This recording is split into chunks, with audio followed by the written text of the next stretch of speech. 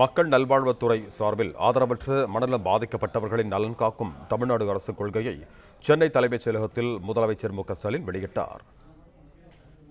இது தொடர்பான கூடுதல் விவரங்களோடு இணைகிறார் எமது செய்தியாளர் ராஜகுமரன். வணக்கம் ராஜகுமரன், உங்களிடம் இருக்கும் தகவல்களை சொல்லுங்கள்.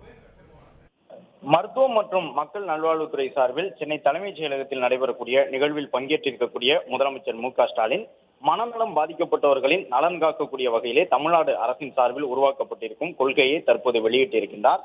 ஆதரவற்ற மனநலம் பாதிக்கப்பட்டவர்களுடைய வாழ்வில் மேம்பாடு ஏற்படுத்த அவர்களை மீட்பு நடவடிக்கைகள் உள்ளிட்டவற்றின் மூலமாக உயர்த்தக்கூடிய வகையிலே இந்த கொள்கை உருவாக்கப்பட்டிருக்கின்றது.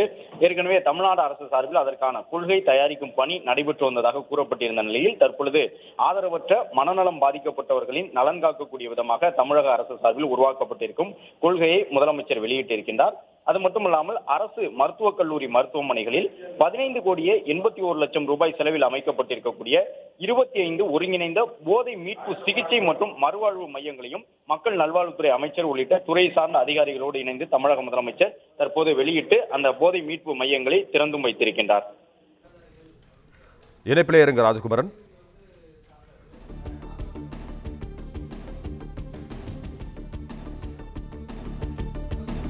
இந்து சமய அறநிலையத்துறை சார்பில் பல்வேறு மாவட்டங்களில் உள்ள 803 கோவில்களின் பராமரிப்புக்காக 27 கோடி ரூபாய்க்கான காசோலையை சென்னை தலைமைச் செயலகத்தில் மு.க.ஸ்டாலின் வழங்கினார். கூடுதல் விவரங்களை தருகிறார் ராஜகுமரன். வணக்கம் ராஜகுமரன், நீங்க தொடரலாம். சென்னை தலைமைச் செயலகத்தில் நடைபெற்ற இந்நிகழ்வில் பங்கேற்றிருக்கக்கூடிய முதலமைச்சர் இந்து சமய அறநிலையத்துறை சார்பில் 800க்கும் கூடுதலான கோயில்களின் பராமரிப்பு செலவிற்கான நிதியை தற்போது வழங்கியிருக்கின்றார். அதன்படி கன்னியாகுமரி மாவட்டத்தில் இருக்கக்கூடிய 490 திருக்கோயில்களின் நிர்வாகம் மற்றும் பராமரிப்பு செலவிற்கான உயர்த்தப்பட்ட அரசு மானியமாக 13 கோடி ரூபாய்க்கான காசோலை வழங்கப்பட்டிருக்கின்றது. மேலும் புதுக்கோட்டை தேவஸ்தான திருக்கோயில் நிர்வாகத்தின் கீழ் இருக்கக்கூடிய 225 திருக்கோயில்களில் நிர்வாகம் மற்றும் பராமரிப்பு செலவிற்கான உயர்த்தப்பட்ட அரசு மானியமாக 8 கோடி ரூபாய்க்கான காசோலையை முதலமைச்சர் வழங்கியிருக்கிறார். அது மட்டுமல்லாமல் தஞ்சாவூர் அரண்மனை தேவஸ்தான நிர்வாகத்தில் உள்ள 88 திருக்கோயில்களின் நிர்வாக பராமரிப்பு செலவிற்கான அரசு மானியமாக 6 கோடி ரூபாய்க்கான காசோலையும் தமிழ்நாடு முதலமைச்சர் துறையின் அமைச்சர் சேகர் பாபு உள்ளிட்டவர்களோடு இணைந்து சென்னை தலைமைச் செயலகத்தில் வழங்கியிருக்கின்றார்.